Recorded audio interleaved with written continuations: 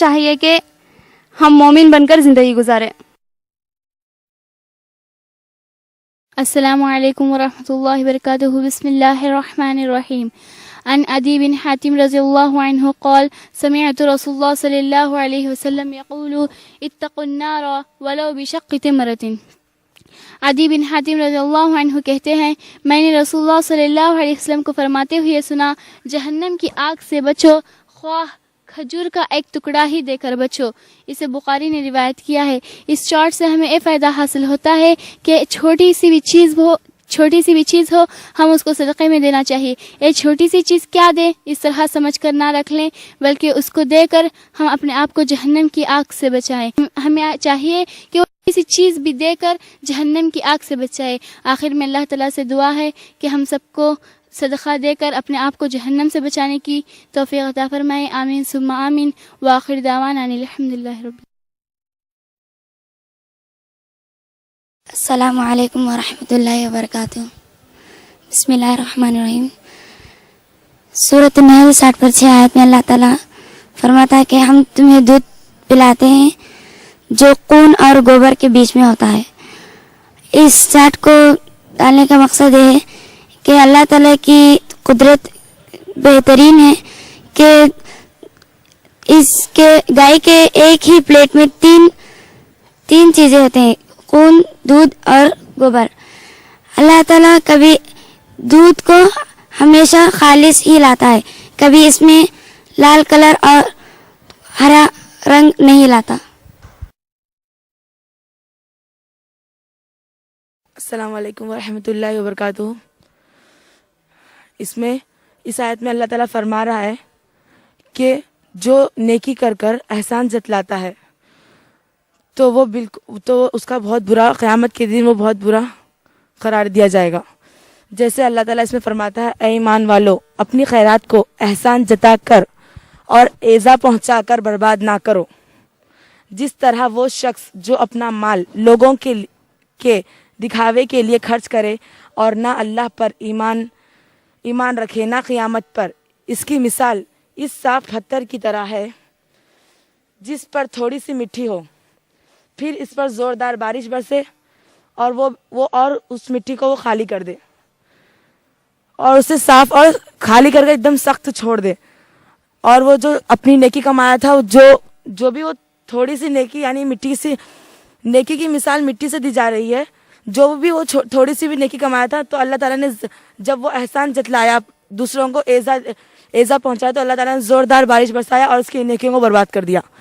قیامت کے دن اس کی نیکیاں اسی طرح برباد ہو جائے گی، جو نیکی کرنے کے بعد یا کسی پر احسان کرنے کے بعد اس کو جتلائے یا اس کو ایذا دے تو وہ قیامت کے دن اس کی نیکیاں برباد ہو جائے گی اور وہ جہنم میں جائے گا۔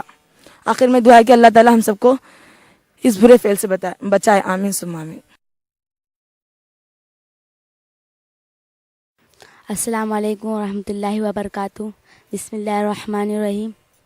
اللہ تعالیٰ سورۃ محمد آیت نمبر 33 میں فرماتا ہے اے ایمان والو، اے لوگو جو ایمان لائے ہیں اور اللہ کی اطاعت کرو، رسول کی اطاعت کرو، کسی دوسرے کی اطاعت نہ کرو اور اپنے اعمال برباد نہ کرو۔ اس کا مطلب یہ ہے کہ قرآن مجید اور بخاری شریف، مسلم شریف ایسی بہت سی کتابیں پڑھو، بلکہ ایسی کتابیں نہ پڑھو جس سے گمراہ ہو جاؤ گے، اور گمراہی جہنم کی طرف لے جاتی ہے۔ اس لیے آخر میں اللہ تعالیٰ سے دعا کرتی ہوں کہ اللہ تعالیٰ ہم تمام کو ایسی کتابیں پڑھنے کی توفیق عطا فرمائے، بلکہ دوسری کتابوں سے گمراہ ہونے کی توفیق نہ عطا فرمائے۔ آمین ثم آمین۔ السلام علیکم ورحمۃ اللہ وبرکاتہ۔ بسم اللہ الرحمن الرحیم۔ تو میں اس چارٹ میں آپ کو یہ بتانا چاہتی ہوں کہ سب سے برا ہدیہ کیا ہے۔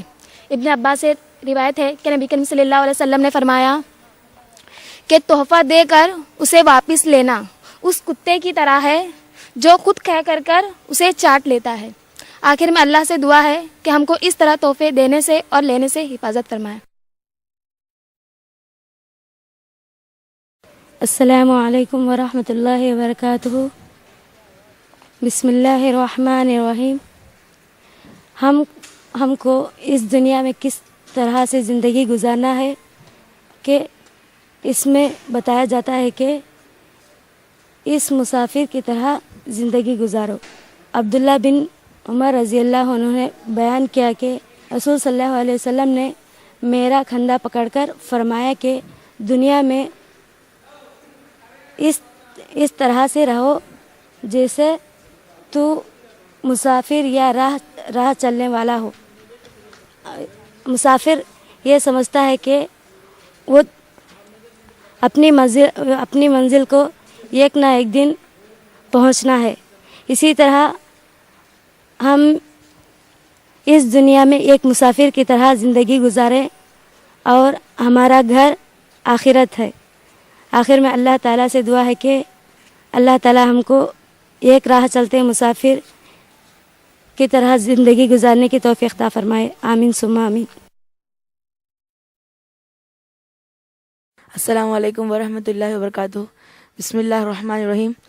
حضرت عطیہ رضی اللہ عنہا فرماتی ہے کہ ہمیں رسول اللہ صلی اللہ علیہ وسلم نے جنازے کے ساتھ جانے سے منع کیا. یعنی عورتوں کو رسول اللہ صلی اللہ علیہ وسلم نے جنازے کے ساتھ جانے سے منع کیا، اس لیے کہ عورت کمزور دل کی ہوتی ہے اور وہ نوحہ کرنے والی ہوتی ہے، اور اگر وہ جنازے کے ساتھ جائے تو وہ مردوں کے ساتھ ان کا اختلاط ہو سکتا ہے.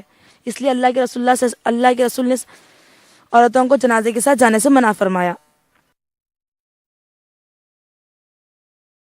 السلام علیکم ورحمۃ اللہ وبرکاتہ. بسم اللہ الرحمن الرحیم. الذی جمع مالا وعددہ، جو مال کو جمع کرتا جائے، یحسب ان مالہ اخلدہ، وہ سمجھتا ہے کہ اس کا مال اس کے پاس رہے گا.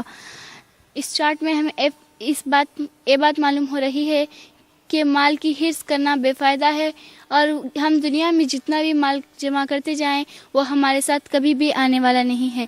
الحاکم التکاثر، زیادتی کی چاہت نے تمہیں غافل کر دیا. حتی زرتم المقابر، یہاں تک کہ تم قبر میں جا پہنچے. یہاں اس چارٹ میں یہ بتایا جا رہا ہے کہ ہم جتنا بھی دنیا میں مال جمع کریں وہ کبھی بھی ہمارے ساتھ آنے والا نہیں ہے. ہم اس کو چھوڑ کر ایک نہ ایک دن آخر قبر میں جانا ہے. ہمیں آخر میں اللہ تعالیٰ سے دعا ہے کہ مال جمع کیے بغیر اللہ تعالیٰ کی راہ میں صدقہ دیں اور اچھے اعمال کر کے قبر میں جائیں. آمین ثم آمین. وآخر دعوانا الحمد للہ رب العالمین.